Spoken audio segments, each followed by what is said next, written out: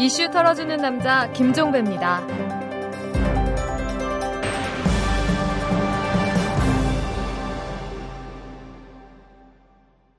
4월 9일 화요일입니다. 이 개성공단이 끝내 좌초 위기에 빠졌습니다. 북한이 개성공단에 입주한 우리 기업들에게 내일까지 철수하라고 통보한 데 이어서 북한 노동자들을 전원 철수시키겠다고 발표를 한 거죠. 자, 북한이 왜 이런 강수를 드는지 그 이유는 어제 이 김종대 디펜스 21 플러스 편집장과 짚었으니까 되풀이하지는 않겠습니다. 자, 그래도 이 말은 꼭 해야 되겠죠? 이 북한의 이런 처사 정말 부당합니다. 그들 또한 입만 열면 남북 화해와 교류를 떠들지 않았습니까? 그런 점에서 개성공단은 상징적인 곳입니다. 이 남북 교류의 최후 보루 같은 곳이니까요. 이런 개성공단의 문을 걸어 잠그려 하는 건 특히 남측의 특별한 잘못이 없는데도 걸어 잠그려 하는 건 부당합니다. 북한의 철수 통보는 즉각 철회돼야 합니다. 그나마 다행인 건 이 북한이 우리 기업의 철수를 통보하면서도 최소 인원은 남기라고 한 점입니다. 돌이킬 수 없는 최종 폐쇄는 아니라는 점이 깔려 있다.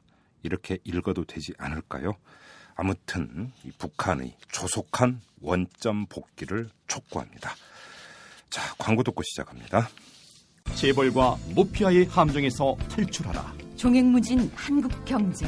재벌 개혁에 앞장서온 김상조 교수. 그가 한국경제에 던지는 8가지 질문. 우리가 몰랐던 한국경제의 진실을 파헤칩니다. 더 이상 경제 권력자들의 눈속임에 속지 마세요. 종횡무진 한국경제. 오마이뉴스가 만드는 책 오마이북.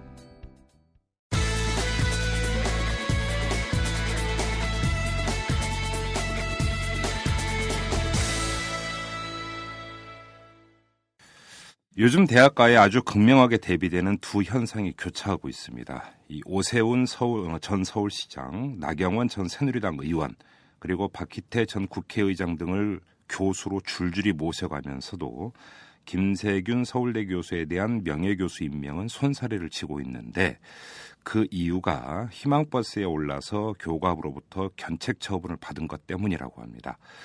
이 여당 출신 정치인에겐 문을 활짝 열면서 이 노동자의 아픔을 함께 하고자 했던 교수에게는 문을 걸어 잠그는 이 현상 어떻게 봐야 될까요? 자, 오늘은 이 문제를 한번 탈탈 털어보도록 하겠습니다. 민주화를 위한 전국교수협의회 상임의장을 맡고 있는 이도움 한양대 교수를 전화로 연결합니다. 자, 교수님 안녕하세요. 네, 안녕하세요. 네네. 자, 먼저 반갑습니다. 예. 김세균 교수 문제부터 좀 여쭤봤으면 좋겠는데요.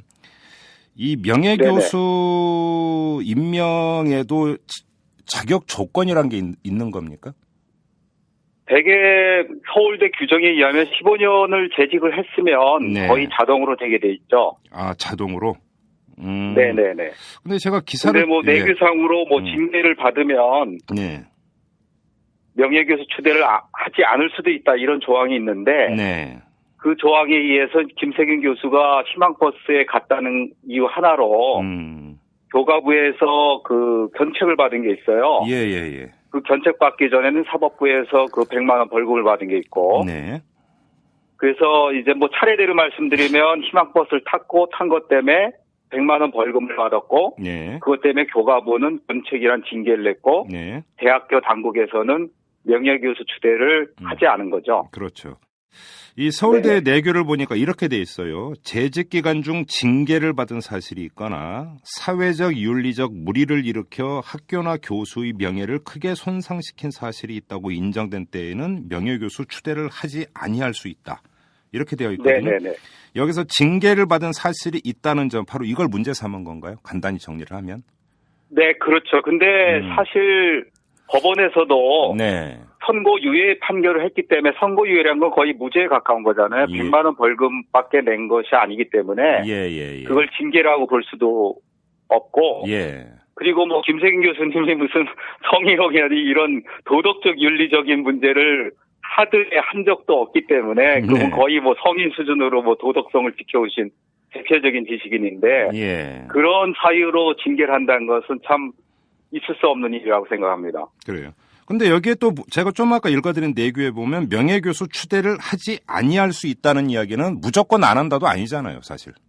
그러죠. 그러고 대개 대학마다 관례위에서 네. 15년 동안 봉직을 했으면 예. 거의 뭐 자동이란 표현이 정확한데 자동으로 명예교수를 추대하게 돼 있기 때문에 예. 이것을 하지 않았다는 것은 대학에 다른 저희가 있는 것이 아닌가. 그러니까 교수나 어떤 지식인사회의 어떤 사회적 실천을 미리 재갈을 물리려는 행위가 아닌가 이렇게 의심할 수밖에 저희는 없습니다. 서울대가 꼭 그래야 되는 이유가 있을까요? 법이나 문제라든지 이런 것으로 됐기 때문에 예. 서울대가 상대적으로 예.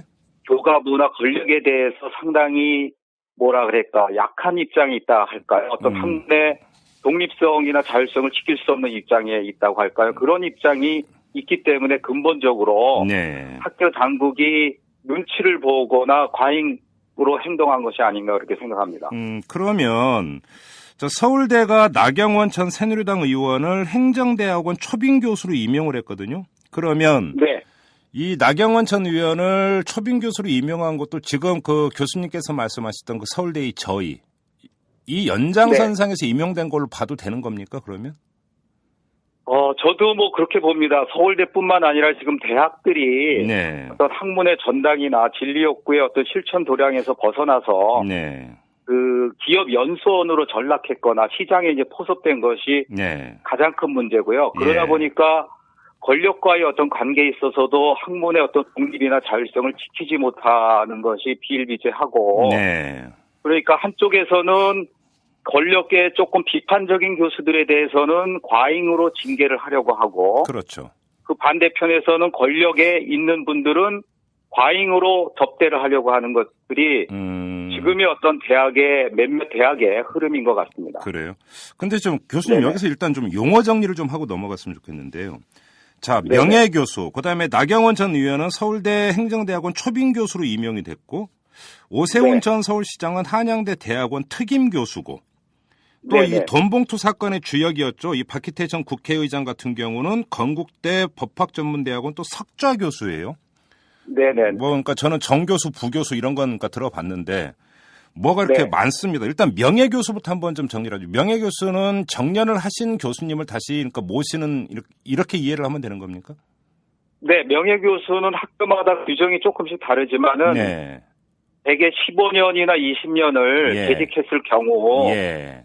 어떤 특별한 아까 뭐 징계라는 용어가 나왔지만 징계와 같은 특별한 사안이 없을 경우 네. 자동으로 이제 명예로운 그야말로 모든 분이 학문적으로나 인격적으로 존경한다는 뜻으로 명예교수로 추대를 하는 것이죠. 그러면 정년이 끝나지 않았어도 명예교수로 추대가 됩니까? 정년이 끝나지 않은 경우를 명예교수로 추대하는 경우는 없고 없죠. 그러니까 정년이 되신 교수님에 한해서 그죠? 네네네네. 그러면 초빙 교수는 어떤 케이스입니까? 초빙 교수는 뭐 산학 협동 차원이든 네. 아니면 다른 어떤 사례에 의해서 어떤 정규 교수가 아닌 분으로 예. 뭐 사회적 저명 인사든 아니면은 뭐 학계에서 부족한 면, 뭐 기술적인 면이나 이런 면을 갖다가 보완할 수 있는 분 아니면 또 영문과나 뭐 영어 전용 강좌 같으면 그 영어 회화 능력이 뛰어나신 원어민 교수라든지 이런 분들을 학계에서 초빙 교수로 모세운 관련은 있죠. 그러니까 이제 그 한 과에서 꼭 필요한 어떤 전문적인 지식이라든지 현장 경험이 그러니까 필요하다고 할 경우에 그걸 충족하고 있는 사람을 교수로 초빙할 수 있다 이런 거고요. 네네네. 특임 교수도 그러면 초빙 교수하고 비슷한 경우로 보면 되는 겁니까? 그러니까 학계에 지금 굉장히 많은 종류의 교수들이 있어요. 뭐 연구 전담 교수니 강의 전담 교수니 그래서 이런 것들이 여쭤보는 거예요. 근본적으로 예. 그 어떤 패컬티 정규 교수가 아닌 것으로 교수를 임용해서 네. 교수의 어떤 확고율을 높이려는 대학의 꼼수이기도 하고 또 그렇죠. 교가부가 그런 것을 또 어느 정도 허용한 데서 발생한 것이라고 할 수가 있고요. 그렇죠. 또 초빙 교수나 명예 교수라는 어떤 틀로 들어오는 교수를 모시려다 보니까 또 그분에 대한 어떤 예우도 필요하고 이러다 보니까 특임 교수는 이상한 말들이 만들어진 것이죠. 그렇죠. 그다음에 또 석좌 교수가 있고요. 이 석좌 네, 교수 석좌 교수는 그야말로 학문에서 굉장히 탁월한 능력을 가지신 분을 모시는 것이죠. 학문에서의 탁월한 능력입니까? 네네네, 학문 분야에서. 그러면 석좌 교수님. 박희태 전 국회의장 같은 경우는 저 법학전문대학원 석좌 교수인데 네네. 법학에 대해서 탁월한 그 족적을 남기신 분인가요? 오히려 그렇게 이분은 보기 어렵죠. 그래서 건대 교수들도 제가 봤을 때 반대 성명을 낸 것으로 알고 있습니다. 그렇죠. 이분이 뭐 법조계를 네네. 떠난 게 뭐 한두 해 전도 아니고 엄청 오래된 네네. 경우고 이 사람은 거의 정치인으로 살아왔던 네네. 사람이고. 네네. 자, 그러면 한번 이 점을 여쭤볼게요. 자, 일단 그 김세균 교수 이야기부터 시작을 했으니까 서울대로 좀 한정을 해서 지금 말씀하신 대로 서울대에서 또 나경원 전 의원을 행정대학원 초빙 교수로 임용을 했는데 네. 이게 좀 전에 교수님께서 말씀하신 것처럼 그 사유가 뭐냐면 산학협동 수업 등 산학협동 차원이라고 이야기를 하는데 네. 평창 동계 스페셜 올림픽 조직위원장으로 활동한 나경원 전 의원의 경험을 활용하기 위한 것이다. 이렇게 그 네네. 서울대에서는 그 설명을 했거든요. 근데 네. 이 조직위원장으로 잠깐 일한 것이 산학협동 차원에서 대학원 학생들에게 강의를 할 만큼 이 지식과 경험이 축적된 걸로 볼 수 있는 겁니까, 이게? 누가 봐도 그건 볼 수가 없죠. 그렇죠. 그러면 네. 결국은 서울대가 현재 여건과 일정하게 창구를 개설하기 위해서 나경원 전 의원을 초빙해 갔다 이렇게 보는 것이 꼭 그 과잉 해석이 아닐 수도 있는 거겠네요. 그러면. 네, 뭐 저도 그것이 그렇게 과잉 해석이 아니고 네. 그런 식의 계산이 있지 않을까 예. 우려하고 있습니다. 근데 그게 뭐 예. 사실이라면은 참 대학이라는 곳이 과연 학문의 전당이라고 말할 수 있는지 그거부터가 참 지식인의 한 사람으로서 자괴감이 듭니다. 그래요. 네. 그다음에 또 하나 이 나경원 전 의원 초빙 교수권과 관련해서 아까 명예교수 임용 규정을 제가 이제 읽어드리지 않았습니까? 여기서 이 네네. 사회적 윤리적 무리를 일으켜 이 대목이 나오는데 초빙 네. 교수 같은 경우는 이런 그 내규하고는 해당 사항이 없는 겁니까?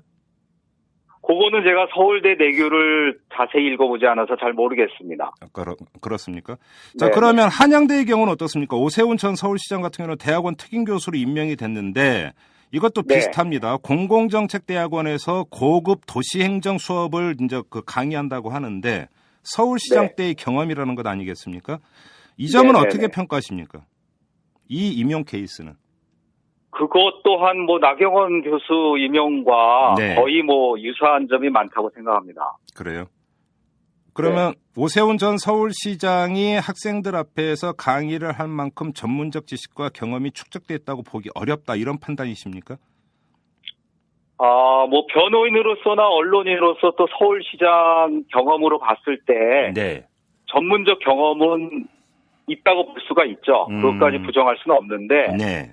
문제는 그분이 이제 서울시장을 하면서 네. 뭐 용산 개발도 지금 뭐 거의 파국으로 결론이 난 거 아닙니까? 어제 최종 청산하기로 결정이 났죠, 어제. 예. 네네. 그리고 세빛둥둥섬도 지금 뭐 흉물로 변해가고 있고 예.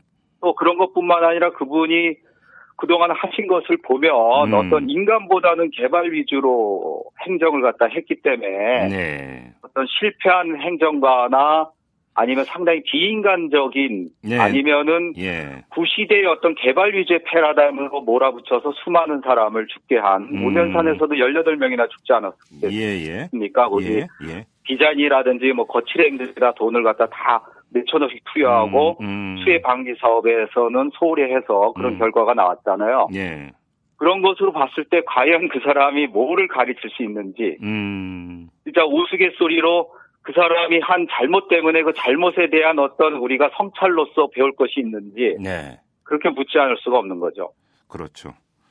그다음에 저는 정말 아이러니한 게 건국대 박희태 전 의장을 그 로스쿨 석좌 교수로 임용한 건데 이 사람은 돈봉투 사건으로 유죄를 선고받은 사람입니다. 확정이 됐던 사람인데 물론 사면이 되기는 했지만 네네. 법을 가르치는 법학전문대학원에서 다른 직책도 아니고 석좌 교수로 법을 위반했던 사람을 모실 수 있는 겁니까 이게?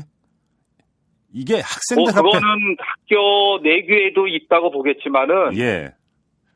법에 국민의 상식으로 봐도 그건 어긋난 것이죠. 예. 근데 그것은 역설적으로 생각을 하면 그만큼 지금 대학들이 예. 자율성을 갖지 못하고 네. 권력의 어떤 얼마나 취약한지를 보여주는 어떤 실질적인 사례라고 생각합니다. 자, 바로 그 점인데요. 이제는 뭐 개별 케이스 여쭤보지 않고 한번 대학 한번 전반에 대해서 들여보고 싶은데 대학이 이렇게 네. 권력의 그 전전긍긍하면서 권력 눈치를 봐야 되고 권력에 줄을 대야 하는 그런 상황입니까? 우리나라의 대학이 지금? 네, 지금 그렇죠. 실질적으로는 지금 대학에서 연구비를 포함하면 예. 제 기억으로는 작년에도 그 연세대에서 그 정부의 지원받은 돈이 3천억 정도가 되고 한양대도 2,800억 원이었어요. 그 정도가 됩니까? 액수가? 네네네. 물론 연구비 포함한 숫자죠, 여기서. 한 해에 3천억? 네네, 한 해에. 예. 네. 그러니까 예산의 거의 절반이 정부 지원금이라고 할 수가 있기 때문에 우리는 사학이라는 것이 사학이라기보다는 실질적으로 공립대학이라고 할 수 있죠, 예산만을 본다면. 반구경이네요, 반구경. 진짜. 네네. 예. 그리고 대학에서 뭐 입시 문제든 아주 작은 문제도 교과부에 어떤 눈에 거슬렸을 경우에는 교과부에서 네. 뭐 10억 단위에서 100억 단위에 이르기까지 네. 지원금을 갖다가 바로 자르는 조치를 취해요. 예. 그렇기 때문에 상당히 사학들이 권력에 약할 수밖에 없고 심지어는 지금 어느 정도 사례까지 있냐면은 예. 교과부의 일개 어떤 뭐 관료가 예. 한 대학에 교과부에 지원을이라든지 아니면 프로젝트를 주고 그거에 대한 대가로 지방대에 그 다음에 그 총장으로 가거나 아니면 교수로 가는 어허. 그런 사례까지 있을 정도로 권력과 사학의 유착관계가 지금 아주 극악한 상황이 있습니다. 그 정도로 심합니까? 예. 네네, 그 정도로 심하기 때문에 예. 지금은 뭐 대학이라는 것이 진리의 정당이라기보다는 네. 어떤 권력의 기업 연수원 내지는 권력의 어떤 이데올로기 기구처럼 전락을 한 상황입니다. 그래요. 그러면 바로 그럼 이런 사람들을 교수로 모셔가서 대학은 이런 사람들을 또 적극적으로 활용을 합니까, 실제로? 활용을 하겠죠. 그거는 뭐 제가 내막은 모르지만은 뭐 예. 김현장 같은 데서 예. 전관 예우해서 그 사람 통해서 또 압력을 놓고 판결에 영향을 주고 이래듯이 대학에서도 그런 사람들을 모셔간 가장 큰 이유는 저는 그 사람들의 권력을 이용해서 예. 대학이 어느 정도 뭐 교과부에 압력을 주든 아니면 대학이 어떤 지원금을 따내는데 유리한 영향력을 행사하든 예. 이런 것이 아니라면 대학이 구태여 사회적으로 지탄을 받는 인사를 갖다가 그렇게 모셔갈 이유가 저는 없다고 생각합니다. 그래요. 네, 물론 확인한 것은 아니지만. 예, 알겠습니다. 네, 그런 저희들이 깔려 있다고 생각합니다. 네, 자, 그리고 김세균 교수 문제로 다시 돌아와서 보면은 이것은 말 그대로 정치적인 이유 때문에 명예교수 임용이 지금 안 되고 있는 케이스라고 봐야 되지 않습니까? 제 기억이 맞다면 전두환 정권 시절에 종종 나타났던 현상이 지금 이 시대에 지금 다시 나타나고 있는 건데 이거는 한마디로 지금 상당히 심각한 퇴행 현상이라고 봐야 되는 것 아닙니까? 이 교수들의 신분 보장하고도 직결되어 있는 이런 문제 아닌가요? 네, 신분 보장하고 직결돼 있고 네. 군사 독재 정권에서도 예. 교수들을 그런 사유로 제재하는 것은 상당히 군사 독재 정권도 꺼려하던 일인데 맞아요. 이것이 민주화 정권 이후에 나타났다는 거에 대해서 저희는 더욱더 우려하고 있습니다. 그래요. 혹시 김세균 교수의 경우와 그 유사하다고 판단될 수 있는 다른 사례가 다른 대학에서 혹시 나타난 게 있습니까? 최근에? 최근에는 아직까지는 없습니다. 그래요. 네네. 그러면 이게 유독 다른 대학도 아니고 서울대에서 국립대 서울대에서 나타났던 부분들 같은 경우도 아까 이제 그 교수님께서 말씀하신 대로 서울대 법인화 문제라든지 이런 것 때문에 교과부 나아가 권력의 눈치를 보지 않을 수 없는 이 처지에서 나타난 특수한 현상이라고 그냥 한정해서 보면 되는 겁니까 그러면? 한정해서 볼 것만은 아니고 예. 지금 구체적으로 이렇게 김세균 교수식으로 나타나는 것은 없지만은 예. 저희 이제 민교협 교수들의 경우에는 네. 이제 사회 비판적인 활동을 했을 경우 학교에서 의무로 양으로 압력받는 사례들은 굉장히 많고요. 어떤 식으로요? 좀 예를 좀 들어주시겠습니까? 그러니까 일단은 뭐 주변에서도 얘기를 듣는 것도 있지만 학교 당국에서부터도 좀 자제해달라는 이제 그 경고성의 발언을 듣는 경우가 같은 경우는 굉장히 많이 있죠. 그렇습니까? 교수님 같은 경우도 네, 직접 그렇기 때문에 이제 저희들 교수님 같은 경우도 직접 그런 그 메시지를 전달받은 바가 있으세요? 저는 없습니다. 그래요. 예. 네, 저는 없는데 저희 학교는 좀 독립성을 갖다가 부여해주는 입장이라 저는 없는데. 예. 이제 좀 취약한 대학의 경우는 예. 그런 사례들이 종종 이제 저희 민기업에 보고되는 경우가 있고, 네. 근데 교수들의 경우도 이제 그래서 저희들은 어떤 얘기를 하냐, 물론 이제 그렇게 말로만 하지 직접 이제 자르는 경우는 군사독재정권처럼 없어요. 네네네. 근데 이제 문제는 이제 그런 사유로 이제 자르는 경우는 없지만은 다른 꼬투리를 만약에 잡는 A 겁니까? 교수가 사회적인 실천을 했는데 예. 연구 업적이 모자랐다라든지 다른 사례가 있을 경우 네. 다른 교수들은 좀 융통성을 발휘해 주는데 이제 민기업 교수들은 한 방에 그냥 자르거나 그럴 수가 있기 때문에 저희들끼리 그래요. 우리들은 남보다 연구 업적 한 2배 이상 내야 안전하다. 이런 네. 소리들을 우리들이 자주 합니다. 그래요. 예. 그 전임 교수 말고 이 강사분들 같은 경우 오히려 심지어 그러니까 수업 내용까지 문제 삼고 이런 케이스가 있다는 얘기를 제가 전해드린 바가 있는데 실제로 그런 경우가 있나요? 네, 강사들의 경우도 그런 경우 있었고 특히 MB 정권에서는 예. 학술진흥재단의 프로젝트 내는 경우에서도 네. 그건 뭐 저희들도 교수들도 해당되는데 예. 좀 진보적인 교수들이나 그 시국 서명자들은 학진 프로젝트에서 탈락이 되는 경우가 굉장히 많았습니다. 예를 들어서 노무현 전 대통령 서거 뒤에 그러니까 교수님들이 시국선언하고 이런 적이 있었잖아요. 그죠? 네네네. 그러니까 예를 들어서 그때 시국선언에 참여했던 교수님들 같은 경우는 학진 프로젝트에서 탈락하거나 이런 경우가 많았다. 굉장히 많았죠. 그래서 저도 5년 내내 아예 한 번도 내지를 않았습니다. 아예 내지를 않으셨습니까? 네. 탈락할까봐? 탈락할까봐가 아니라 거기다 낸다는 것 자체가 그 돈 받는다는 상태가 상당히 부끄럽다는 생각이 들었죠. 그래요. 네. 무슨 말씀인지 알겠습니다. 자, 그나저나 이 김세균 교수 문제는 지금 어떤 상태에 있는 겁니까? 그 명예교수 임명이 완전히 물 건너간 겁니까? 아니면 아직은 여지가 물 건너간 건 아니고 지금 내부에서도 네. 반발이 심해서 그 재심사 중이라고 들었습니다. 재심사 중입니까? 네네네. 그럼 그 결과는 언제쯤 나올 예정인가요? 이번 학기 안에는 나올 것 같고 곧 나오리라고 예상을 합니다. 그래요. 그러면 좀 이 재심사에서 이게 뭐 임명이 될 여지도 아직은 좀 남아있다고 보면 되겠네요. 굉장히 많다고 저희는 이제 예상하고 있는데 네. 결과는 두고 기다려 봐야죠. 뭐 서울대도 뭐 여론의 눈치는 보겠죠. 살피겠죠, 당연히. 네네네. 알겠습니다. 자, 여기까지 진행하도록 하겠습니다. 교수님 고맙습니다. 네, 감사합니다. 수고하세요. 네. 이슈 털어주는 남자 김종배입니다. 냉철한 분석, 깊이 있는 통찰로 우리 사회 현안을 털어드립니다.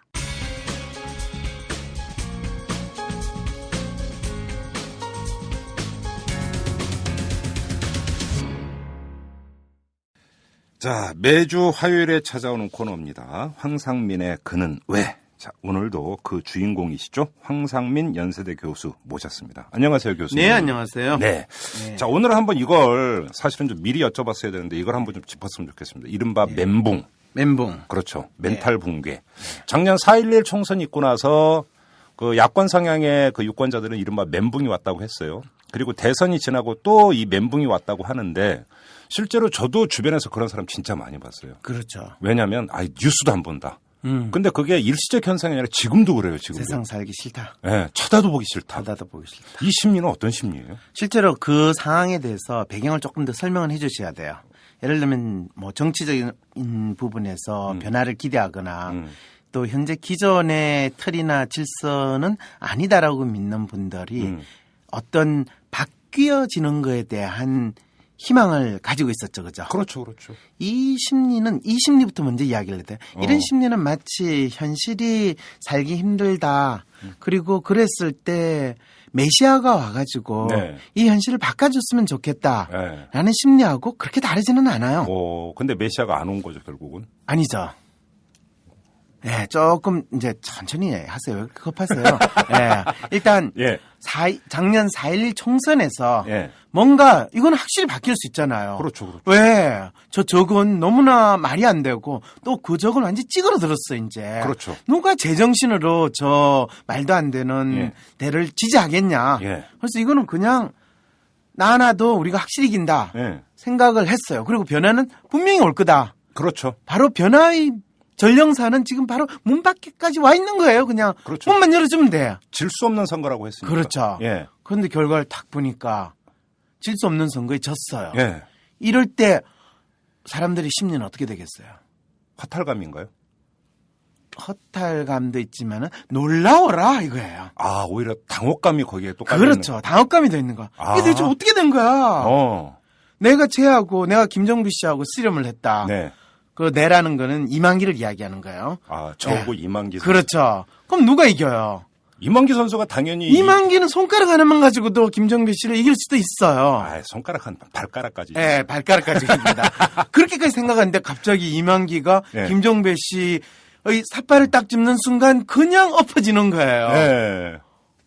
그럴 때 김종배 씨도 놀랬겠지만은 그렇네. 그걸 네. 보는 관객의 입장에서는 경악을 하죠. 경악. 경악을 못하죠. 어. 그럼 그걸 누구 탓을 할 거예요? 김종배가 원래 알고 봤더니 실험을 잘하더라 이렇게 생각을 하는 게 맞을까요? 아니요, 아니면 이만기 선수 탓을 하죠. 그때는. 이만기 선수 탓을 해요? 네. 무슨 탓을 하겠어요? 아니 어떻게 김종배하고 붙어서 당신이 질 수 있느냐? 당신 제대로 안 한 거 아니냐? 이렇게 가는 거 아니에요? 그동안 너가 연습도 전혀 안 하고 그래가지고 너가 실험 선수라고 할 수 있느냐? 그렇죠, 그렇죠. 그럼 이만기는 어떻게 해야 돼요? 죄송하다고 해야죠. 죄송하다고 해야 돼요. 예. 그 다음에요. 예? 열심히 연습해야지. 아, 그런 상상력. 아, 한계를 가지고 황상민 이야기를 교수님만 하면. 모시면 내가 찌그러진다니까요. 아니 그렇게 생각하지 말라니까요. 우리가 예. 우리는 항상 우리가 가지고 있는 문제에 대해서 또는 우리가 이야기 힘든 현상을 이해하기 위해서는 좀 더 맨땅에 헤딩하는 심정으로 처절하게 이 상황을 우리는 경험을 해야 돼요. 맞아요, 맞아요. 자, 그랬을 때 예. 사실은 민주당 그 당시 사람들은 자기들이 왜 졌는가에 대해서 치열하게 고민하고 그 문제에 대해서 예.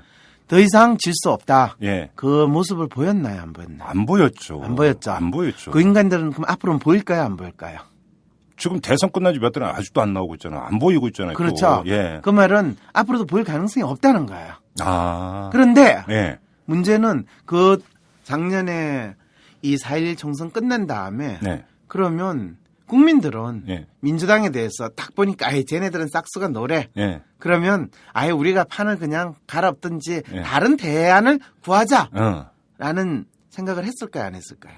했겠죠. 그래서 안철수가 등장을 한 거 아니에요? 그렇죠. 됐죠. 예. 이제. 예. 그랬을 때 멘붕의 상황이 아니라 당혹스러움 속에서 새로운 대안을 찾고자 하는 심리가 4.11 총선 이후에 있었어요. 그렇죠. 그렇죠. 그런데 뭐 우여곡절 끝에 대선이 끝났어요. 네. 그리고 결국에 뭐 단일화든 어쨌든 대략적으로 뭐 단일화하는 형태도 대충 됐고 그래서 대선은 될 거라고 생각을 했죠. 했죠. 위협하긴 하지만. 예, 예, 예. 그러면서 그 대선에서 이 새롭게 대통령이 되는 사람에 대해서 사람들은 어떤 기대를 했어요?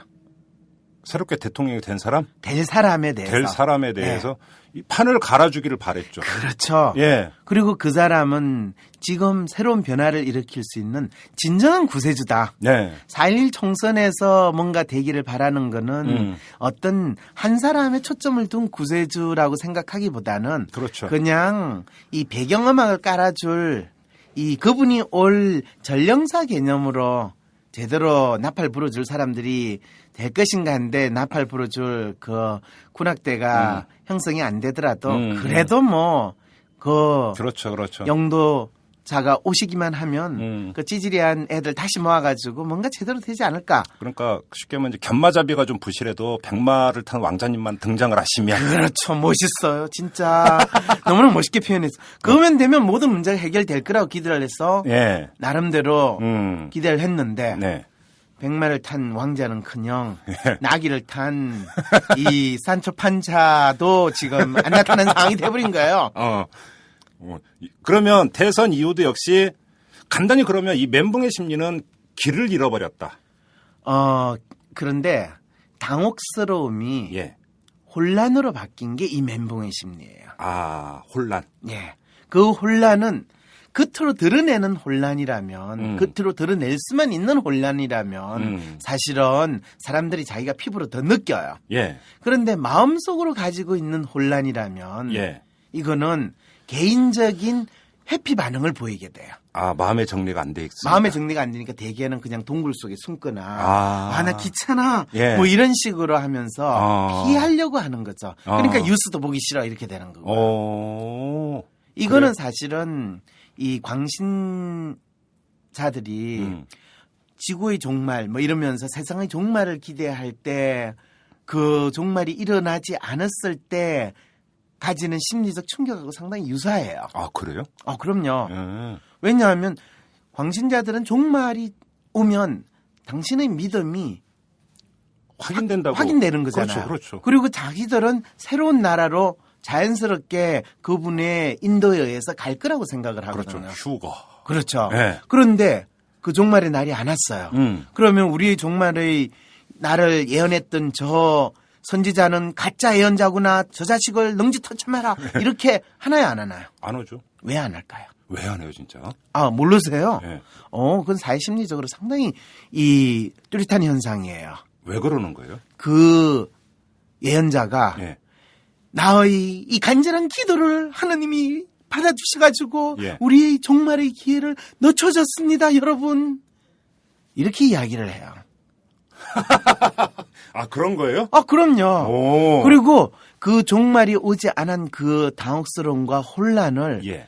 이 각각의 광신자들은 자기 나름대로 합리화를 하는 과정으로 그치기 시작을 해요. 아하. 우리의 기도를 드디어 받아주셨구나. 예. 그래서 더욱더 많은 신도들을 우리가 포습을 해야 되는 또 과제를 가지게 됐구나. 예. 감사합니다. 우리에게 그런 기회를 주셔서 감사합니다.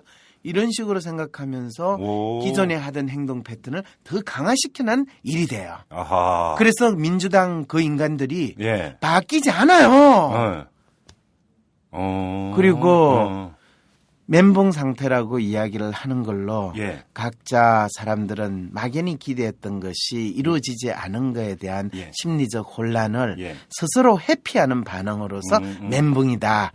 멘붕이라고 그러면 상당히 멋있잖아요. 자기는 참 착하고 훌륭한데 이 세상이 나를 멘붕시켰어. 예. 그래서 레미제라블이나 보고 눈물이 나 흘리자. 그럼 뭔가 우아하게 보이잖아요. 네네네. 가정스러운 인간들이에요. 그래요. 그러면 어떤 백마를 탄 왕자 내지 메시아에 의지하던 마음이 메시아가 오지 않았고 거기서 오는 마음의 혼란, 그것이 회피 심리로 이어지고 아니죠. 메시아라는 인간이 알고 봤더니 낙이 타고 오는 백마도 아닌 낙이 타고 온 산토 판차다라는 거예요. 오케이. 예. 그런데 그 산토 판차도 사실 내가 보이기에는 이렇게 찌질이하고 산토 판차처럼 보이지만은 여러분들이 나를 잘 보면 예. 슈퍼맨하고 비슷한 것도 있고 예. 다 S로 시작하니까 원래 같은 종족이다. 그리고 예. 사실은 내가 원래 돈키호테적인 성향이 있다. 이렇게 강하게 치고 나갔으면 사람들은 그 사람을 또 나름대로 현실에서 나타난 메시아라고 믿을 수도 있어요. 근데 갑자기 낙이 타고 나타났는데 예. 보니까 찌그러졌어. 예. 그리고 쏙 숨어버렸어. 그러면 이제 지금 이 난국을 내가 어떻게 이해해야 될지에 대해서 완벽하게 어쩌란 말이냐. 우리가 나갑시다 이거 나갔는데 갑자기 나와보니까 아무도 없고 내 혼자만 남아있는 그 심리 상태거든요. 예. 그럴 때는 잽싸게 숨는 게 사는 길이에요. 자, 그러면 어제 이제 여론조사가 하나 나왔는데 리얼미터라고 하는 기관에서 어제 이제 조사를 한 거 보면 박근혜 대통령의 지지율이 45%거든요. 오, 그렇게는 높아요? 그리고 새누리당이 44. 근데 민주당은 24예요. 네. 그러니까 박근혜 대통령의 지지율이 집권 초인데도 불구하고 50%도 넘지 못한다라고 막 얘기가 많이 나오는데 네. 민주당 지지율을 보면 반토막이거든요. 박근혜 대통령 지지율에. 새누리당에 또 반토막밖에 안 되고. 그렇죠. 그러면 간단히 박근혜 대통령을 지지하지 않는 사람들 가운데서도 절반은 민주당을 지지하지 않는다라는 거잖아요. 간단히 얘기를 하면. 이것도 결국은 그 민주당에 대해서 더 이상 기대할 게 없다. 너희들은 산초밖에 되질 않는다. 예. 이런 판단인 건가요? 뭐 그런 판단이라고 하셔도 뭐 별로 그렇게 크게 무리는 없을 것 같아요. 예. 근데 아직도 민주당을 지지하는 분들이 있다는 사실이 저는 신기해요. 24%나. 그러게요. 역시 예. 그분은 아마 그냥 그럼 아무 이 사람들 생각 없이 어떤 사람들? 이런 분들은요. 예. 되게 확신범이라고 제가 이야기를 해요. 아. 그냥 자기 생각 안 바꾸겠고 예. 때려주기도 안 바꾸겠고 그냥 민주당 하면 동그라미, 예. 새누리당, 한나라당 하면 X 이런 자동 반응을 하시는 분들. 아, 이른바 이제 그 골수 지지층들. 그렇죠. 흔히 이야기하는. 그걸 뭐 골수 지지층인데 골수가 있으신 분들은 그렇게 반응을 안 하죠. 골수가 없고 그냥 스칼만 있는 분들이라고 할 수 있지 않을까 싶어요. 그래요. 네. 그런데 예를 들어서 민주당이 그 최저의 어떤 지지율을 기록했던 게 제 기억으로 한 15%까지 떨어진 적이 있었어요. 네. 어떤 일이 있었을 때 그렇게 떨어졌나요? 제 기억이 지금 사실은 자료를 찾아보자면 아마 그 2008년 총선에서 지고 2008년 총선에서 그 뒤에 상당 기간 동안 거의 바닥 10%대에서 헤맸었거든요, 민주당이. 2008년 총선이 아니고요. 예. 제가 기억하기로는 이 대통령 선거 예. 총선이 대통령 선거 다음에 일어났어요. 예. 넉 달 뒤에 있었죠. 그렇죠. 예. 대통령 선거에서 민주당이 지고 나서 지지율이 그 정도로 빠졌어요. 총선 때는 더 오르지 않았을까 싶어요. 아, 물론 총선 때는 올랐죠. 왜냐하면 네. 득표율이나 이런 걸 따져보면. 그럼요. 그런데 이제 그 총선에서 또 지고 나서 이제 그런 현상이 나타나는데 재미난 게 뭐냐면 이거예요. 그때 그 2008년 총선 직후에 이제 촛불 시위가 있지 않았습니까? 네. 그때 이제 제 기억이 생생한 게 광화문에 거기서 연단이 마련이 되면 민주당 인사들은 연단에 올라가지도 못했어요. 왜요? 시민들이 막 야유하고 막 해가지고 그렇죠. 그 정도로 완전히 바닥이었거든요. 인기가. 그렇죠. 그랬는데 2010년 지방선거 때 와서는 또 결국은 민주당을 선택을 했어요. 그러니까 반새누리당 성향을 보이고 있는 유권자들 같은 경우는. 그렇죠. 그러면 이거는 민주당 니네는 안 돼. 산초밖에 안 돼. 그럼에도 불구하고 다른 대안이 없어서. 산초는요. 민주당을 이야기하는 게 아니에요. 민주당이 산초 정도만 해도 볼만한 구석이 있고 귀여운 구석이라도 있어요. 민주당은 산초도 안 된다. 안 돼요. 그럼 아까 이제 말씀하신 산초라는 안철수 예를 들어서 전 원장이라든지 문재인 씨를 문재인 이야기하는 후보라든지 거죠. 그렇죠. 이런 케이스고. 네. 그래요? 근데 선거 때 결국 다시 민주당 지방선거 때 민주당 후보를 지지한 거는 그러면 이거는 어떤 식입니까? 결국은 대안이 없었습니까? 뭐 보통 일반적으로 이야기하면 대안이 없었어죠. 예. 그렇다고 새누리당은 찍을 수 없는 쉽고. 거고. 예. 새누리당을 적으로 규정을 했잖아요. 네네네. 만일 진짜 음. 일단 기존의 질서에 대해서 현 상황에 대해서 도저히 내가 참을 수 없다라는 사람의 심리에서만 본다면 또 그와 반대로 생각하시는 분도 당연히 있죠. 네. 근데 그런 분들의 입장에서는 새누리당은 진짜 거의 상상하기 힘든 혐오스러운 존재예요. 그러니까 그거보다 덜 혐오스러운 존재를 선택을 해야 된다면 선택을 할 수밖에 없는 거죠. 근데 거기에서 민주당 하면 제가 생각할 때는 김정문 선생 같은 경우에는 새누리당은 뭐 혐오하겠지만은 예. 민주당을 그렇게 혐오한거나 뭐 막 내가 불구대천의 뭐 그런 존재로까지는 생각은 안 하시죠. 그렇죠. 네. 그렇다면 제가 하나 이런 질문을 드릴게요. 예. 민주당 하면 본인 머릿속에서 떠오르는 연상되는 단어가 뭐예요? 무색무취요. 무색무취. 예. 있으나 없으나 그렇죠. 마찬가지다. 존재감 없고. 없다 그렇죠. 예. 그럴 때 항상 무색무취고 있으나 없으나 별 상관이 없는 그런 거는 항상 보통 때는 평소에는 우리가 관심을 안 기울여요. 네. 그런데 급할 때는 찾아야 안 찾아요. 찾죠. 개똥이라도 그렇죠. 급할 때 개똥이라도 찾아보니까 눈이 안 보인다 그런 표현 쓰잖아요. 그렇죠. 민주당은 지금 대한민국 정치에 있어서 바로 그런 개똥 같은 존재인 거예요. 급할 때 할 수 없이 찾아야 되고 예. 그런데 보통 때는 있으나 없으나 별로 느낌도 안 들고 거의 개똥같이 보이는 예. 그리고 차죽이나 싶지만 개똥도 약에 쓰려면 또 나타는 나는 그렇기 때문에 그 정도 지지를 얻게 되는 거죠. 그래요. 제가 얼마 전에 이제 민주당 인사하고 한번 얘기를 나누는 경우가 있었는데 그 인사가 이런 얘기를 하더라고요. 그래도 민주당 위기 아니냐 이래갖고 당연히 그 존립을 하겠냐 제가 이제 대놓고 한번 물어봤어요. 그렇죠. 그랬더니 하는 얘기가 그래도 결국은 대안이 없지 않냐. 결국은 그렇죠. 민주당으로 돌아오게 돼 있다. 돼 있다. 그렇죠. 왜? 여기서 배째의 행태가 나오는 거 아닙니까? 배째의 행태일 수도 있고요. 예. 본인들이 개똥이라는 걸 잘 알고 있다는 거죠. 오히려. 네. 재미난. 그렇죠. 왜냐하면 네. 어차피 개똥을 약으로 쓸 때는 개똥이라도 쓸 수밖에 없다라는 걸 알고 있는 거죠. 그럴 때 이제 이 국민들이 알아야 되는 거는 예. 개똥은 어디에도 쓸 수 있는 약이 아니다라는 걸 알아야 되는 거죠. 그렇죠. 그 개똥의 쓰임새가 없죠. 그래도 있어요. 어디 있어요? 아니 약으로 쓰시는 분이 있으니까 네. 개똥도 약에 쓰려면 없다 이런 속담이 있겠죠. 아 그런가요? 네, 개똥을 약에 쓰면 예. 부작용이 심하다 이 이야기가 나오게 되면 이제 더 이상 개똥을 안 찾게 되죠. 근데 교수님, 저 아까 그 메시아 내지 백마르탄 왕자를 어떤 그 바라는 심리를 말씀하셨잖아요. 근데 네. 그게 정당입니까? 인물입니까? 인물 쪽이죠, 아무래도. 인물이죠. 그런데 예. 문제는 인물이라는 것이 어떤 조직이나 집단을 대표해야 돼요. 아, 그냥 혼자 솔로가 아니라. 아니에요. 이게 제가 참 많이 느낀 게요. 예. 대한민국 사회에서 어떤 변화를 일으킨다라고 할 때 예. 사람들은 특정한 인물에 대해서 기대를 해요. 그런데 정작 그것이 사회의 변화 예. 또 정치의 변화 이러면 모든 사람들은 학교에서 이 수업을 잘 받았기 때문에 그 변화를 제도적 변화, 네. 시스템의 변화여야 한다라는 정답 찾기로 들어가 버려요. 어허. 그래서 그 제도와 시스템을 만들려면 조직이 있어야 된다라는 게 되기 때문에 예. 한 개인의 힘에 대해서 예. 의구심을 가져요. 아, 예를 들어서 대선 과정에서 안철수 전 그렇죠. 원장을 향해서 했던 바로 그거죠. 조직이 없다. 조직이 없기 때문에. 정치 경험이 없다. 정치 경험이 없는 건 별로 중요하지 않아요. 조직이 없다라고 네. 계속 친 게 아주 바로 유효한 공격 유효한 거죠. 오. 그랬을 때 예. 안철수 씨가 사실은 본인이 안철수 생각 예. 그거를 이 내는 그 시점에서 당신이 만든 전국 조직 내지 그런 것에 대해서 쫙 이야기를 했으면 또는 지하 조직이라도 있다라고 뻥이라도 쳤으면 예. 그 문제가 안 일어나죠. 예. 그런데 그분은 본인이 조직이라는 거는 자기가 나서기만 하면 자기가 깃발 들고 나서기만 하면 조직이 쫙 만들어질 거라고 생각을 하신 거예요.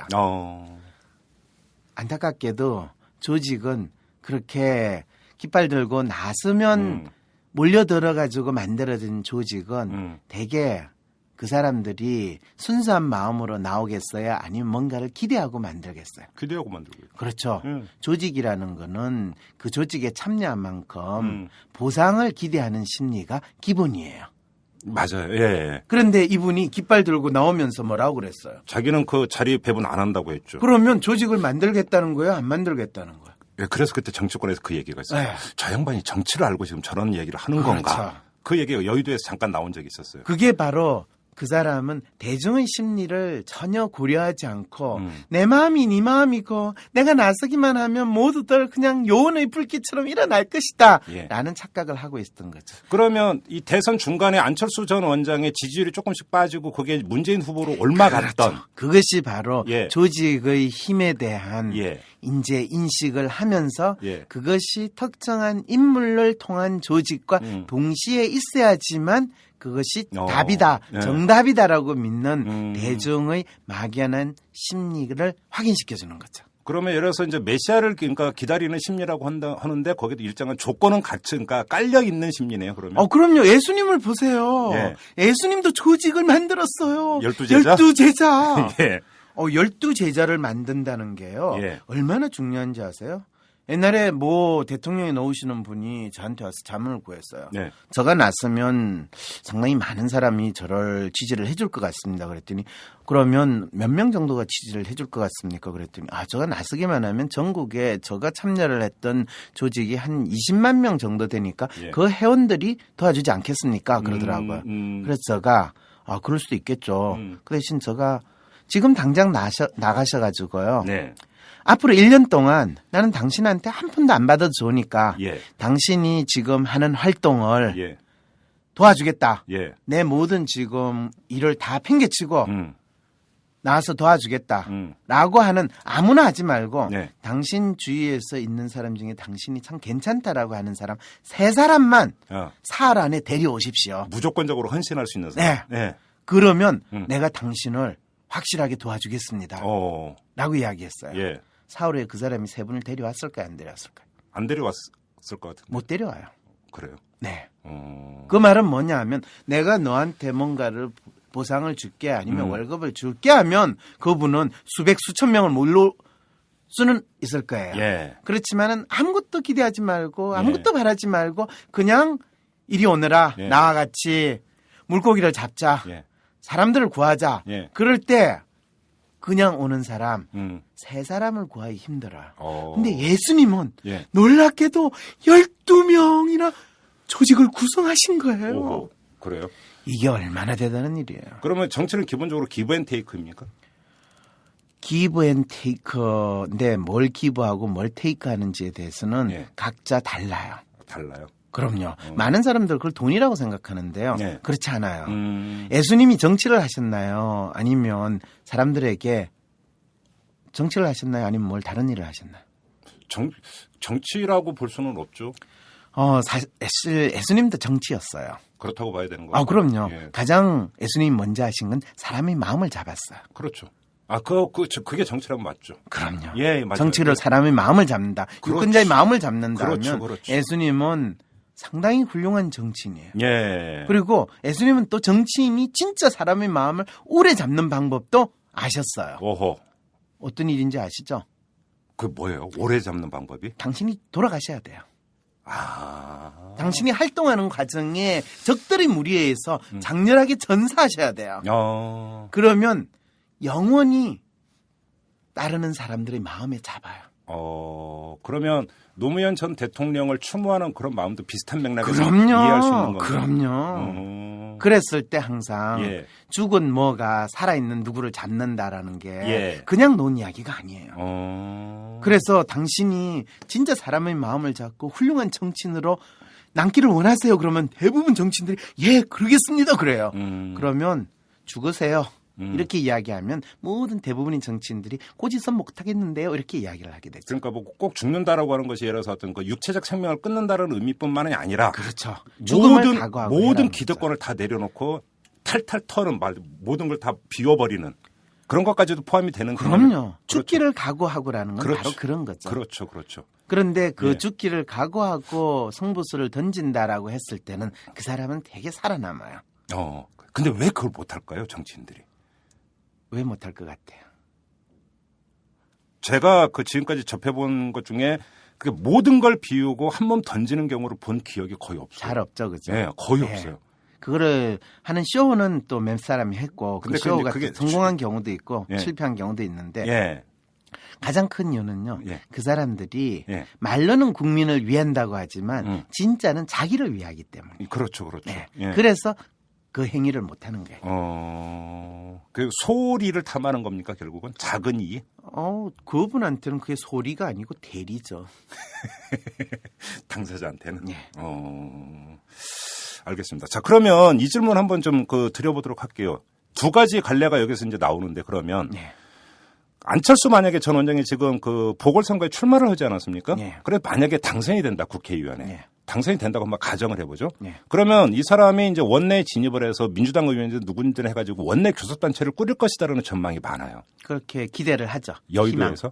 만약에 그러면 안철수 전 원장이 진짜로 그렇게 해서 원내 교섭단체를 꾸렸다. 예. 그러면 그 안철수 전 원장에 대한 어떤 그 국민들의 심리나 이런 것들이 다시 작동될 수 있는 여지가 충분히 있다고 보세요? 심리가 부정적으로 작동을 하죠. 오히려? 네. 왜요? 정치꾼으로 바뀌었으니까. 그 단계부터는 다시? 네. 그러니까 아까 말씀하신 건 대선 국면에서 그러니까 안철수 전 원장을 정치인으로 바라보는 것이 아니라 정치권의 판을 뒤집어주는 새로운 인물로 봤을 때 얘기가 되는 거고. 그렇죠. 안철수 씨가 민주당에 들어가던 정당을 만들면 기존의 정치 질서 속에 자기 이익을 확실히 챙긴 사람으로 위치가 포지셔닝이 되죠. 그렇게 되는 겁니까? 제가 그래라고 안 그랬어요. 왜 저한테 갑자기 제가 그렇게 되는 겁니까? 그러니까 마치 제가 그래라고 시킨 것 같아요. 저 안 시켰어요. 좋습니다. 두 번째. 그러면 민주당에서 만약에 진짜 아주 대중적 지명도와 인기가 있는 어떤 다른 사람 하나의 리더로 올린다. 그렇죠. 5사 전당대회에서 그럴 가능성이 별로 없어 보입니다만. 없죠. 근데 아마 가정으로. 그러면 다시 이 유권자 국민들은 민주당에 대해서 쳐다도 안 보던 심리가 다시 바뀔 수가 있는 겁니까? 그럼요. 그렇습니까? 그럼요. 그리고 그 내세우는 분은 누가 보더라도 희생을 하고 있구나라는 느낌을 줘야 돼요. 그래요? 그럼요. 저분은 진짜 모든 것을 다 던지고 대한민국의 정치를 개혁하시려고 나서신 분이구나. 할렐루야 이런 느낌을 주셔야 돼요. 그래서 말 그대로 그러니까 정치권에서 껄핏하면 쓰는 뭐 백의종군이니 그렇죠. 이걸 실제로 실천하는 모습을 보여주죠. 그렇죠. 근데 왜 그걸 못할까? 그게 지름길인 교수님 말씀대로 그게 바로 지름길입니까? 그럼요. 정책 리더가 될 수 있는 지름길인데 그걸 못하네. 네. 너무 똑똑하셔서 그래. 그분들. 잔머리 굴리는데 도사들이잖아요. 잔머리 때문에. 그래서 손해볼 짓은 축도 아니에요.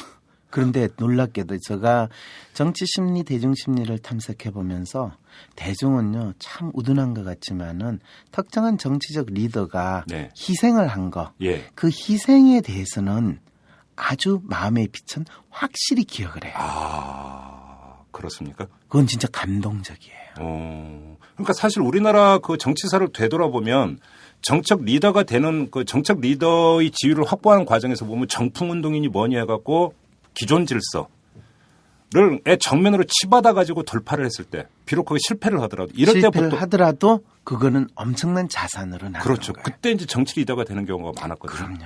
그게 바로 그 메커니즘인 거군요. 그런데 요즘은 그런 모습을 전혀 거의 찾아볼 수가 없는 거예요. 안 보이죠. 그거는 어떤 거하고 비슷하냐면요. 옛날에 우리가 경제개발했을 거 막 하고 할 때 조직이 발전할 때 네. 조직을 위해서 내 한 몸숨 바치리라 헌신하리라 하는 이런 느낌을 주는 회사에서 일하는 직원들 간혹 찾아볼 수 있지 않아요? 예, 그렇죠? 예. 사장도 아닌데 사장 아들도 아닌데 예, 거의 목숨 걸고 목숨 걸고 일하는 예. 친구들. 예. 그런데 지금 옛날보다 훨씬 이 근무 환경도 좋고 이 조직도 커지고 이 월급도 많이 주고 네. 하는 그런 재벌 회사에 예. 그런 목숨 걸고 일하는 임원이나 전문 경영인이 있을까요, 없을까요? 별로 없겠죠. 왜 그럴까요? 왜 그들은 지금까지 자기 자리만 보존하면 되니까. 바로 그 상황이라는. 오케이. 이제 아시겠어요? 예. 정치권이 뭐라고 난리를 치도 자기 자리를 보존하는 것이 중요하지. 무슨 판을 변화를 이끌어내요. 이런 상황이 벌어집니다. 자기 밥그릇만 사수하면 된다. 그렇죠. 역시 또 밥그릇 논리군요. 근데 그 밥그릇 논리는 인류 역사상 최고의 가장 확실한 논리이기 때문에 그렇죠. 그 자체를 무시하면 안 돼요. 그렇죠. 근데 때때로 그 밥그릇 논리를 뛰어넘는 예. 놀라운 영웅적인 그런 현상들이 벌어지는데 음. 그것은 자주 일어나지 않고 네. 또 그것은 상당히 불규칙적으로 일어난다는 사실. 그리고 그런 행위를 하는 사람들은 초창기에 되게 또라이라는 소리를 듣기 쉽다라는 거. 아하. 그렇죠. 이런 이제 몇 가지 조건들을 생각을 해보면 예. 요즘에 대한민국 정치를 하시는 분들은 예. 과도하게 똑똑해요. 과도하게 계산적이에요. 그렇죠. 그렇죠. 그렇다 보니까 지금 간절히 영웅과 같은 그런 리더를 원함에도 불구하고 여의도 주위에서 노시는 분들은 그게 안 된다는 거죠. 간단히 잔머리만 발달돼 있다. 그렇죠. 그게 문제죠. 제가 참 시킨 것도 아닌데 갑자기 가슴이 아프네요. 자, 교수님, 처음에 이제 멘붕부터 한번 제가 여쭤봤으니까 네. 다시 이제 그러면 이걸 한번 여쭤보겠습니다. 지난 5년간의 과정을 보면 자, 멘붕이 왔다가 반엠비 정서로 가지 않습니까? 그게? 5년간에 처음에 무조건 멘붕이 오지는 않았어요. 그때는 멘붕은 아니었다고 보세요? 아니었어요. 처음에는 사실은 노무현 정권 말기에는 예. 거의 저 생각에는 한 7, 80%의 사람들은 노무현 더 이상 보기 싫다의 심정이었어요. 맞습니다. 노무현 대통령의 주권 말기의 지지율이 20%대밖에 안 됐으니까요. 예. 그러니까 사람들은 에이고 변하고 뭐고 싫다. 그냥 등 따시고 배부르면 최고로 좋다. 그래 저 자식이 사기꾼이라도 우리 돈 벌게만 해주는 거 그거 한번 믿어보자. 맞아요. 이 심리로 갔기 때문에 멘붕 아니었어요. 그렇네. 그럴 멘붕은 때는 아니었네. 상당히 욕망을 충족시키고자 하는 욕심에 가득 찬 마음이었어요. 아하. 대중들은 자기의 마음을 정확하게 표현하고 싶어 하지 않아요. 예. 항상 지가 조금 쪽팔리는 거는 멘붕이다 이렇게 넘어가요. 그런데 솔직히 이야기하면요. 우리는 욕심 덩어리였어요. 그렇죠. 예. 그래서 돈 좀 더 주겠다고 하는 사람들한테 우리 다 몰려갔던 거예요. 그래서 다단계 사기 당했던 거예요. 예. 그렇네요. 그런데 그게 이제 반엠비 정서가 그렇게 심했던 것은 내가 사기당했구나라고 하는. 막연히 그런 느낌이죠. 그리고 내가 돈 준다고 그랬는데 돈도 안 주고 돈도 안 주면서 예. 지가 사장인 것처럼 내보고 닥달하고 그래서 이거 아닌데 그런데 이제 그러니까 실수했다는 걸 느끼잖아요. 네. 글쎄 물려달라, 예. 물려달라, 예. 반환해 주세요. 그런데 반환은 안 된대요. 그럼 뭐 할 수 있는 게 뭐예요? 진상 부리는 거죠. 뭐. 근데 그 진상을 우아하게 표현해야 되니까 이제 촛불시 뭐 이렇게도 이야기하고 뭐 예. 다양한 걸 갖다 붙이는 거죠. 아, 그러면 지금 일각에서 자, 이제 박근혜 정권에 가면서 반 MB 정서와 마찬가지로 반박 정서가 나오고 이렇게 갈 것이다. 아, 그거는 착각이에요. 착각입니까? 아, 반박 정서를 내세우는 데 있어서는 상당히 많은 심리적인 장애물이 있어요. 어떤 겁니까, 그게? 왜냐하면 예. 북한이 아무리 제가 김정일을 바라보는 북한 주민들의 심리에 대한 탐색을 했더니요. 예. 재밌게도 김정일을 타도의 대상으로 생각할 거다. 뭐 수십만 명이 굶어 죽고 하는 그런 경제 파탄을 일으켰고 또 김정일은 지 척권들 잘 먹기만 하고 이렇기 때문에 김정일을 완전히 일어나는 반 김정일 운동이 일어나지 않을까 그리고 네. 그 싹이 어디서 있을까 이런 것들을 찾아보고 싶은 이 마음에서 네. 조사를 했더니 놀랍게도요. 예. 그 험한 북한 상황에서도 북한 주민들의 심리는 김정일은 그분의 아들이기 때문에 그렇죠. 그래도 인민을 생각하는 마음이 있는데 그분 주위에 있는 인간들이 다 지껏 챙기고 부패하고 예. 또 그분을 제대로 모시지 못하기 때문에 지금 우리가 이렇게 힘들게 산다. 저 나쁜 놈들. 이렇게 이야기하는 심리가 뚜렷이 있다라는 것을 확인하게 됩니다. 예. 그래서 자발적으로 북한에서 폭동이 일어나서 김정일 정권을 전복할 거다라는 걸 기대하는 것이 얼마나 어리석인 것인가를 확인하게 된 거죠. 예. 그와 비슷한 비유를 남한에서 예. 다른 사람도 아니고 예. 박근혜 대통령의 경우에는 박근혜 대통령이 못하는 일이 벌어지더라 하더라도 사람들은 박근혜 대통령에 대한 직접적인 공격을 하는 데 있어서는 심리적으로 엄청나게 불편한 감정을 가지게 돼요. 대선 때 박근혜 후보를 찍지 않았던 사람들도 그런 겁니까? 네, 마찬가지예요. 그래요? 왜? 그분의 존재 자체에 대해서 예. 그분을 내가 아무리 싫어도 그분을 공주라고 부르지 예. 어느 집 무술이라고는 부를 수 없잖아요. 그렇죠. 그런데 그 공주가 여왕이 됐으면 예. 그 여왕이 마기 여왕이든 또는 백설공주에 노는 여왕이든 어쨌든 여왕님이잖아요. 여왕님으로서 우리는 대우를 해야 된다라는 그 마음이 있고 그 여왕님은 그냥 아무 집에서 나오는 이 Don't Cry For Me 아르헨티나는 에비타처럼 천한 이 빈민가 출신이 아니에요. 예. 이분은 청와대 출신이란 말이에요. 예. 그렇기 때문에 그분에 대한 공격을 하는 것은 마치 어떤 신성한 뭔가 왕자를 가지고 태어나신 분에 대해서 내가 뭔가 불경스러운 이야기를 한다라는 이런 심리 상태를 대한민국 국민들이 가지고 있어요.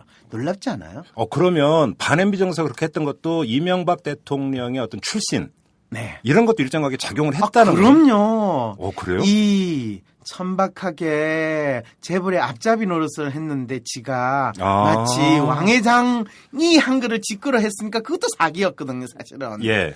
그런데 지가 이제 대통령이 되고 나서는 완전히 왕회장 모습으로 자기가 이야기를 하니까 사람들이 제가 옛날에는 어느 집 하인이었는데 제가 왜 저러나 이 느낌이 드니까 더 열받는 거죠. 그런데 박근혜 대통령에 대해서는 그런 심리적인 반발이나 정오심을 드러내기에는 사람들이 상당히 불편해요.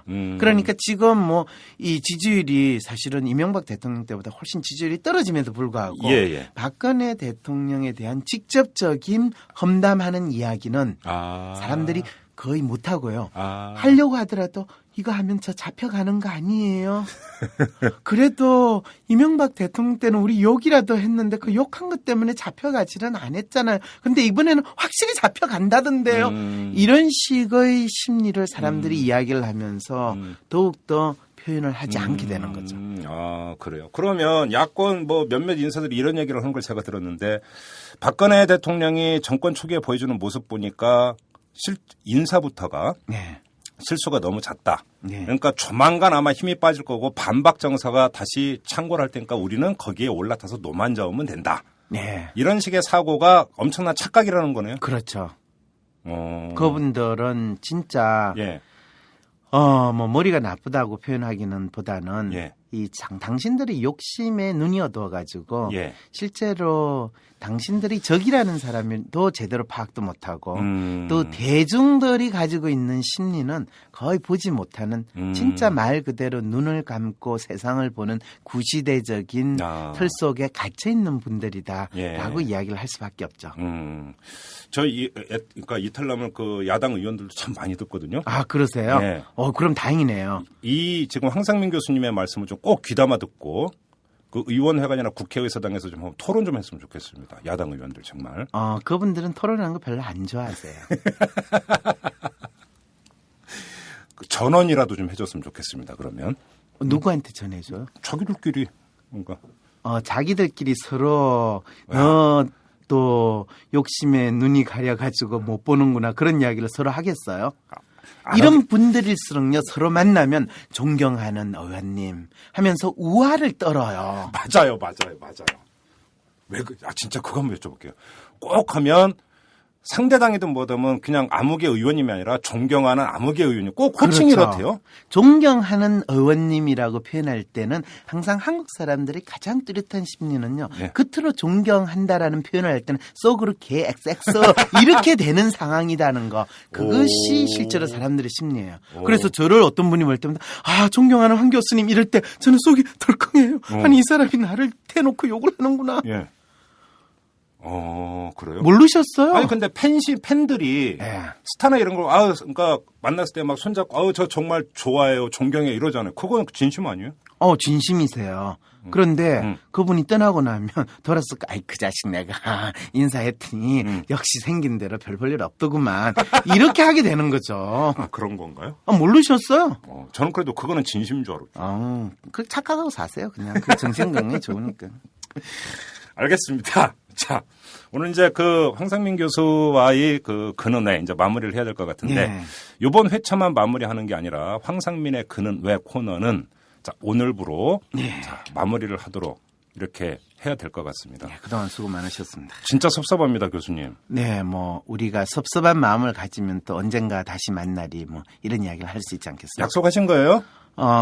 약속을 그렇게 남발은 제가 못하지만은 항상 인생에서는 헤어지면 다시 만난다는. 다만 그거는 좀 약속이라고 하면 약속의 조건을 제가 만드는 걸. 그렇죠. 저는 또 약속을 하면.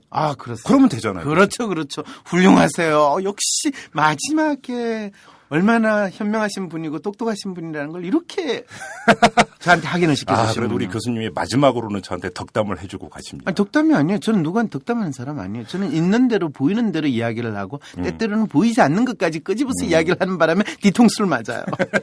아무튼 황상민 교수님 때문에 저희 이탈남 시즌2가 아주 빛났다라는 점을 진짜 진심을 담아서 감사의 말씀드립니다. 그렇게 말씀해서 감사합니다. 네. 자, 그동안 수고하셨습니다, 교수님. 네, 수고 많으셨습니다. 네. 안녕하세요. 오마이뉴스 대표 오연호입니다. 오늘 방송 잘 들으셨나요? 오마이뉴스는 10만인 클럽 회원 여러분의 후원으로 이탈남을 제작하고 있습니다. 오마이TV의 대선 올레도 10만인 클럽 덕분이었습니다. 이탈남과 오마이TV 더 열심히 하겠습니다. 여러분이 제작자입니다. 월 10,000원에 참여 10만인 클럽 회원이 되어 주십시오. 오마이뉴스 첫 화면에서 직접 가입하시거나 02-733-5505 내선 274번으로 전화주시면 담당 직원이 안내해드립니다. 지금 7,500명입니다. 함께해 주십시오. 감사합니다. 네, 이 황상민 교수와의 고별 인사를 들으신 우리 애청자 여러분들 아쉬운 분들이 참 많을 텐데요. 저도 참으로 아쉽습니다. 저희 이탈남에 출연하셔서 참 빛내주셨던 그런 분인데 떠나보내는 저희 마음도 참으로 아쉽습니다. 하지만 또 만나뵐 일이 있지 않겠습니까? 자, 아쉬움은 그대로 간직을 하고 저희는 또 새로운 코너를 준비를 하도록 하겠습니다. 이 다음 주부터 이 새로운 코너를 선보일 수 있도록 지금 열심히 준비를 하고 있으니까 한 주만 기다려 주시기를 바라고요. 자, 오늘은 여기서 마무리하도록 하겠습니다. 지금까지 이탈남 김종배였습니다.